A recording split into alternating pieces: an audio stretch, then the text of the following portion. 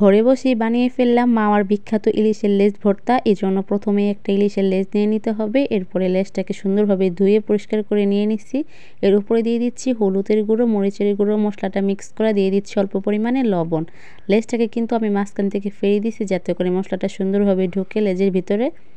এপাশ ওপাশ করে উল্টিয়ে পাল্টিয়ে লেজটাকে কিন্তু সুন্দর করে মশলার সঙ্গে মেরিনেট করে নিচ্ছি। একটা প্যানে অল্প পরিমাণে রান্নার তেল দিয়ে দিচ্ছি। তেলটা যখন একদম কড়াভাবে গরম হয়ে যাবে তখনই হচ্ছে ইলিশ মাছের লেজটাকে দিয়ে দিতে হবে।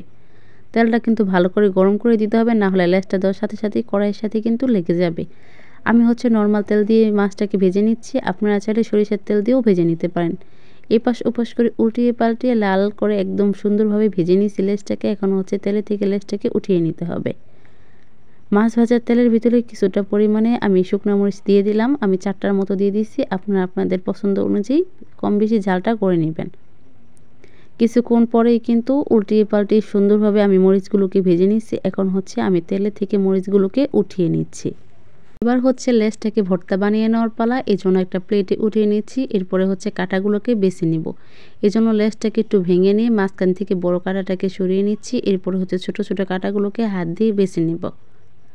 আর এখানে কিন্তু অতিরিক্ত কোনো ছোট কাটা ছিল না, বড় বড় কাটাই ছিল। এই জন্য তাড়াতাড়ি মাছটা বাছা হয়ে গেছে। মাছটা সুন্দরভাবে বাছা হয়ে যাওয়ার পরে আমি হচ্ছে শুকনো মরিচের ভিতরে কিছুটা পরিমাণে লবণ দিয়ে দিলাম। এরপর হচ্ছে সুন্দরভাবে চটকিয়ে নিচ্ছি। নর্মালি আপনারা হাতে ডলা যে ভর্তাটা বানান ওইভাবে করেই বানিয়ে নিতে হবে। মরিচটা কিন্তু অতিরিক্ত কোনো ঝাল ছিল না, এখানে মরিচের পরিমাণটা একটু বেশি দেখা যাচ্ছে। কালারটা কিন্তু সুন্দর আসছিল, মোটামুটি ঝাল ছিল। সাথে দিয়ে দিয়েছি হচ্ছে কিছুটা পরিমাণে পেঁয়াজ কুচি। ভর্তার ভিতরে কিন্তু কাঁচা পেঁয়াজটাই খেতে বেশি ভালো লাগে, এই জন্য আমি পেঁয়াজটা কিন্তু ভেজে দিই নাই, কাঁচাই দিয়ে দিছি। পেঁয়াজটাকে একটু ভালো করে চটকে নিলেই কিন্তু খেতে কিন্তু বেশি টেস্টি হয়।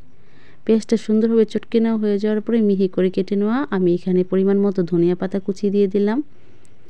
ধনিয়া পাতাটা দেওয়ার পরেও কিন্তু সুন্দরভাবে চটকিয়ে নিচ্ছি। এরপরে দিয়ে দিলাম অল্প পরিমাণে সরিষার তেল। ধনিয়া পাতা, মরিচ, পেঁয়াজ এগুলো সুন্দরভাবে সরিষার তেলের সঙ্গে মেখে নিচ্ছি। এরপরে কিন্তু মাছটাকে দিয়ে দিচ্ছি। মাছটা দিয়েও কিন্তু সুন্দরভাবে হাত দিয়ে মেখে নিতে হবে ডলে ডলে। একটু খেয়াল করলে দেখতে পারবেন এখানে কিন্তু অতিরিক্ত কোনো কাটা দেখা যাচ্ছে না, মাছটা সুন্দরভাবে বাছা হয়ে গিয়েছিল। ভর্তাটা কিন্তু খাওয়ার জন্য একদমই রেডি। আমি একটা ফ্রিজের ভিতরে ভর্তাটাকে সুন্দরভাবে উঠিয়ে নিয়েছি। এরপরে হচ্ছে আমি গরম গরম ভাত দিয়ে ভর্তাটাকে পরিবেশন করব। এজন্য গরম ভাত নিয়ে নিলাম প্লেটের ভিতরে। এখন দিয়ে দিছি ভর্তা। সুন্দরভাবে মেখে কিন্তু আপনারা সাথে সাথে খেয়ে ফেলবেন।